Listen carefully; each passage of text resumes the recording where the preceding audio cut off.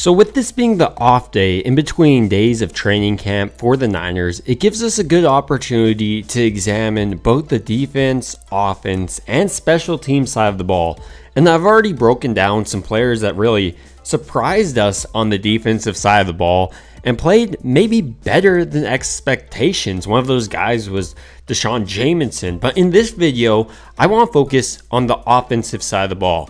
And no, I'm not going to talk about the quarterback battle between all those guys. I really want to focus on all the other position groups, including the running backs, the wide receivers, the tight ends. And then we'll wrap up talking about the offensive line, who I think will get a better grasp of who they are when we'll see them in pads. With that being said, let's jump in to the running back room. To begin this discussion, we need to look at their starter, CMC. He's looked great throughout this training camp, but moving off of him, there's been other players that have been pretty impressive and kind of surprising. One of those guys was TDP, who was good at his first day and fell off a little bit after that.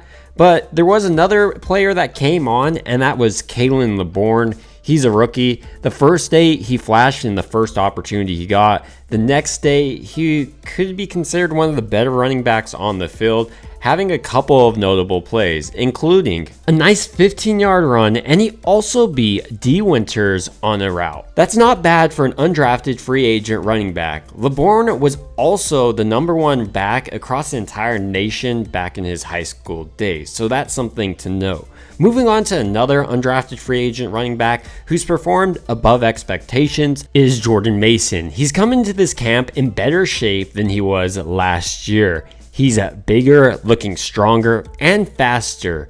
During the second practice, Mason was untouchable. He didn't drop a pass when Lance targeted him. He also had nice runs. Perhaps Mason's best day though came on day 3 when he blew past defenders on large games, but also demonstrated that his hands weren't as bad as he demonstrated on day 1, catching passes out of the flat, but also had an impressive catch coming out of the backfield in the hook curl zone, and then turned that into a nice long game.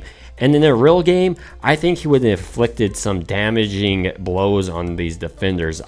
Like I said, I love watching Mason run, and I would love to see him push for the running back 2 role. With that being said, it doesn't look like Elijah Mitchell's going to be giving it to Jordan Mason, but Mason will have to take it. Mitchell made impressive plays throughout camp, including his best day also coming on day 3 when he had notable catches down the field, in the seam, and out of the backfield coming out of the flats. He also had some nice runs on this day as well. Moving on from the running backs and into another position group, the tight end position group, we need to examine how they performed, including their rookies and longtime performer George Kittle. To start this discussion, we need to talk about the rookie that's really impressed me so far throughout training camp, and that's a guy that I had high hopes for, and that was their last pick in the draft, Brayden Willis. So far, he's been a catching machine, catching everything that comes his way, which makes sense because according to his college coach, each offseason during the summer, he would catch 10,000 passes on the jugs machine, even leading the college to have to buy a new one apparently. Furthermore, Willis looks aggressive after he gets the ball in his hands, looking to inflict damage on the defense. We will have to see if this carries over when he does have pads on,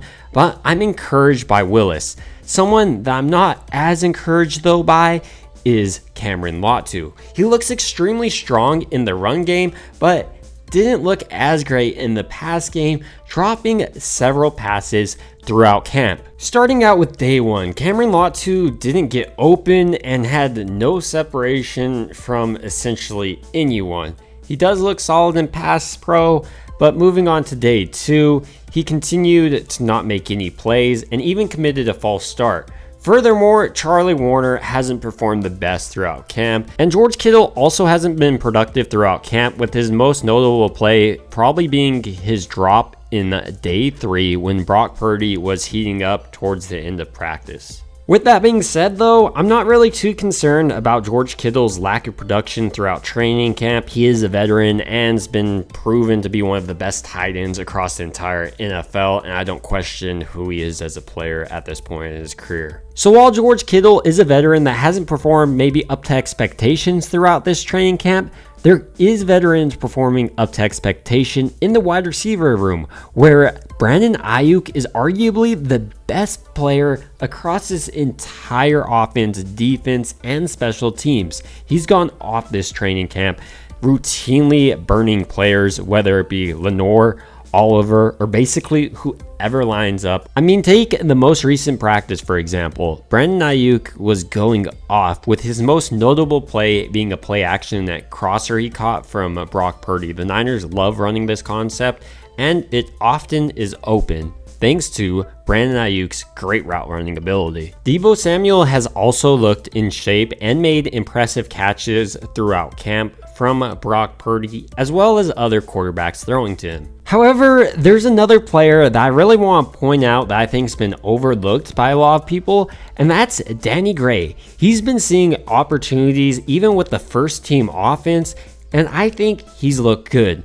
And he's still developing into a full-fledged wide receiver, but as he gains more opportunities, I think this will help him develop. As many people know, the time that these players do get better is game opportunities and during when things get live, which is about to happen very soon. And I'm excited to see Danny Gray's development from year 1 to year 2. Another wide receiver that's absolutely looked dominant throughout this training camp is Jauan Jennings. He's made acrobatic and spectacular catches, and I've been impressed by his yak ability throughout his career with the Niners, and I'm excited to see his development as well.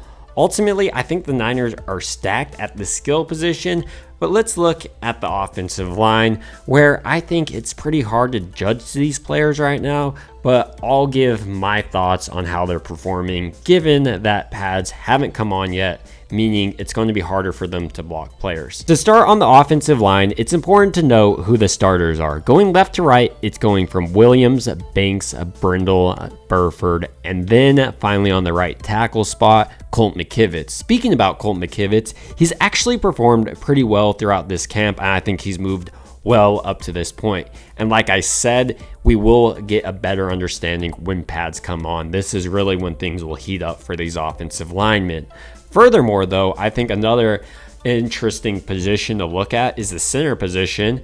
Given that the Niners did bring in John Feliciano, many people thought he would be the backup center, but that hasn't necessarily been the case. It's actually been Keith Ismail who's took the second string center reps so far. Other players that have shined on the offensive line group have been Jalen Moore and Leroy Watson. With that being said, Aaron Banks has struggled going against Javon Hargrave, but Hargrave has been one of the most dominant interior pass rushers across the entire NFL for a while now. So with all that being said, I do expect the Niners offense to continue to improve throughout training camp and going into the preseason. We continue to see this year on and year out. This is because offenses require tons of reps to get their timing and rhythm down. And this is rather important in Kyle Shanahan's complex offense, where players are still learning exactly what to do. These are just my thoughts though, and I'd love to hear your thoughts down below. It would also mean a ton to me if you liked and subscribed. Thank you guys so much for watching, and I hope you guys have a great rest of your day.